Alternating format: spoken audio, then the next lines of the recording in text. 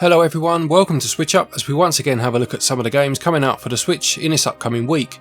In terms of dates, we'll be going from the 3rd of August up until the 9th to see if there are any games coming out that are worth your time and money. So which games are coming out for the Switch this week? Well, let's find out.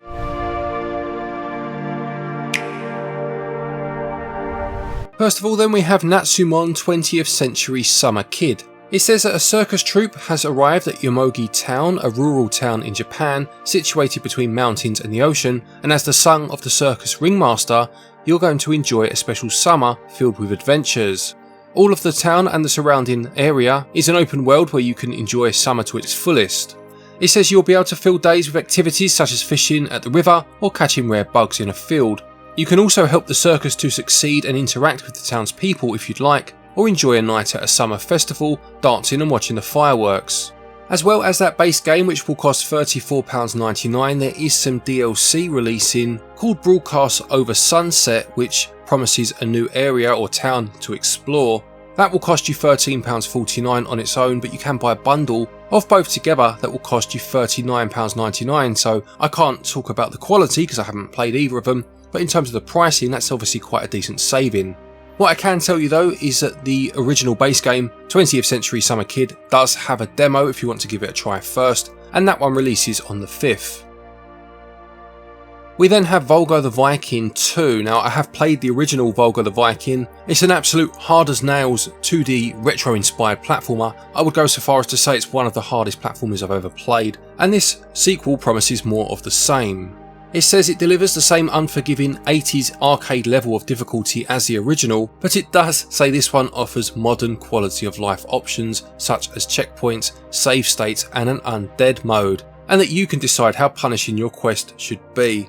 I think that's a good choice actually, because the first game, as good as it was and as much as I enjoyed it, it was one I picked up randomly on a sale going way back, must have been like 2018, 2019 perhaps, I'm not sure when it came out. But as great as it was very difficult, and to have those options in there and have them be tweakable if you like, and you can use as many of them as you want, is probably a good direction if this is to become more of a series.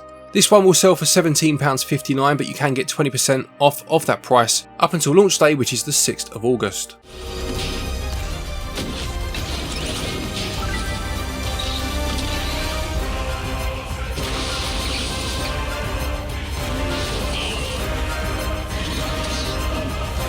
Next we have Cat's Quest 3, joining its predecessors on the Switch, and this is an action RPG set in a 2.5D pirate-themed open world.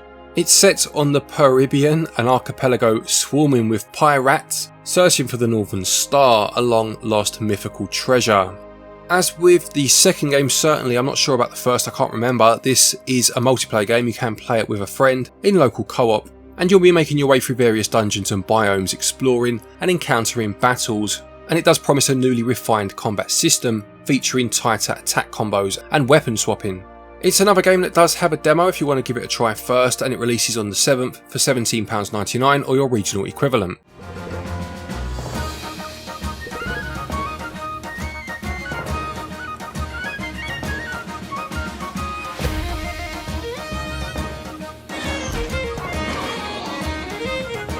Then we have the Lullaby of Life, which calls itself a puzzle adventure where you encounter puzzles solved through timing-based music notes. It says you'll need to solve challenges using sound waves matched in sequences of different colours and symbols, and it says that it will challenge the way you think with each level featuring unique puzzles, mechanics and ambience. You are the catalyst of new life everywhere in this curious universe and must explore, avoid obstacles, uncover secrets, escape enemies and dangers, and behold this journey where each level brings its own unique settings, characters and aesthetics.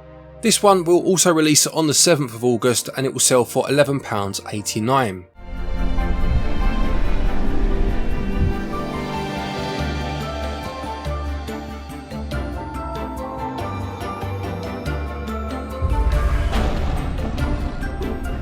We then have a slightly cheaper option in Cattie, the second cat game of the week, and there are a huge number of cat-based games on the Switch, it must be said. Here it says you'll have to get ready for platforming action of the retro kind as you take the role of a nimble kitten named Cattie, who must run, jump, hop from wall to wall, crouch, pounce and swipe at enemies as you make your way through side-scrolling pixel art stages with feline precision.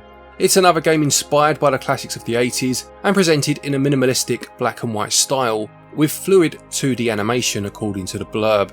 There are 100 levels to explore as you avoid spike traps and navigate maze-like corridors, and as I mentioned at the beginning, it is cheaper than a lot of the other games coming out this week at just £4.49 or your regional equivalent, and it is another one that's out on the 7th if you are interested.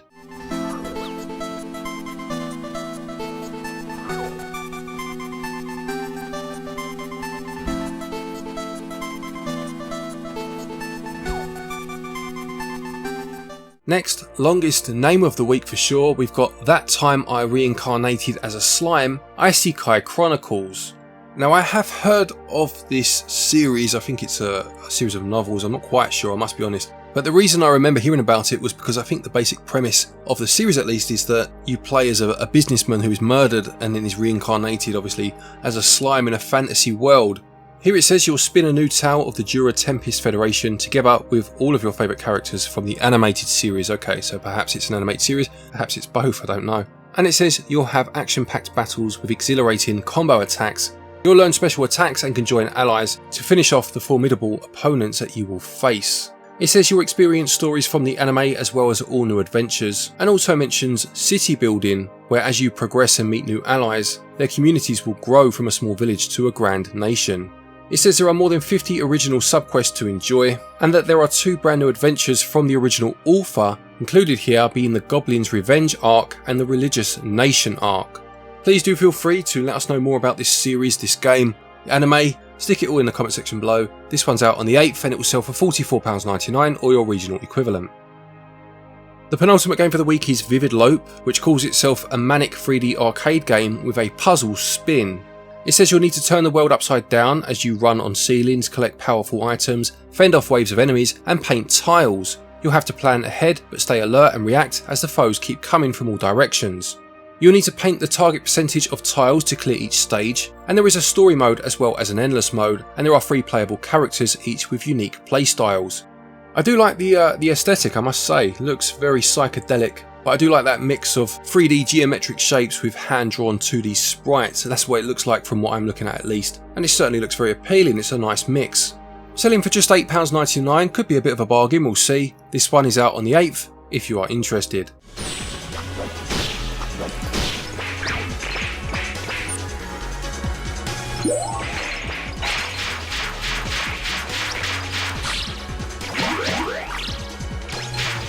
And the final game for the week then, we have Steamworld Heist II. It says you'll be taking charge as Captain Leeway, joined by his ragtag crew of steambots to uncover the enigmatic menace threatening the Great Sea. It says as Captain you hold the fate of your crew in your hands and must equip them with different weapons, customise their abilities and equipment, and use the rich job system to overcome any challenge that comes your way.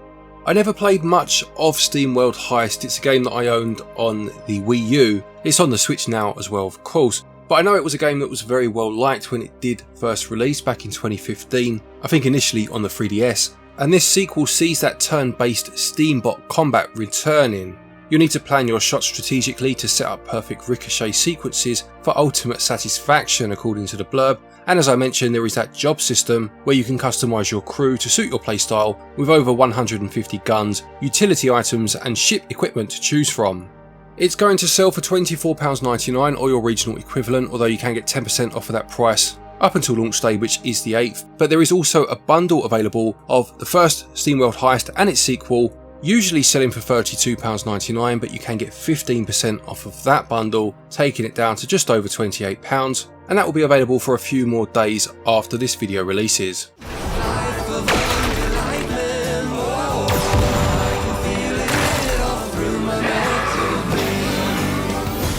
All around is a life of undelightment. So there you have it, another week of Nintendo Switch releases. Do any of these games interest you? Will you be picking any of them up? Please do let us know in the comment section below. Don't forget, if you are looking for eShop credit to pick any of these games up, you can get your eShop cards over at our website switchup.gg. Doing so will get you 5% of your purchase price back as cashback that you can then use against a future purchase. And there are links down there to other places. There are Joy-Con available, for example. PlayAsia's down there, with some of these games featured in this video having an Asian release. and there are codes you can use to save yourself some money from those places too. Anything you use does help the channel, which is much appreciated. A quick thank you to our patrons and our channel members for your continued support, and to each and every one of you for watching our videos. Take care, and until next time, happy gaming.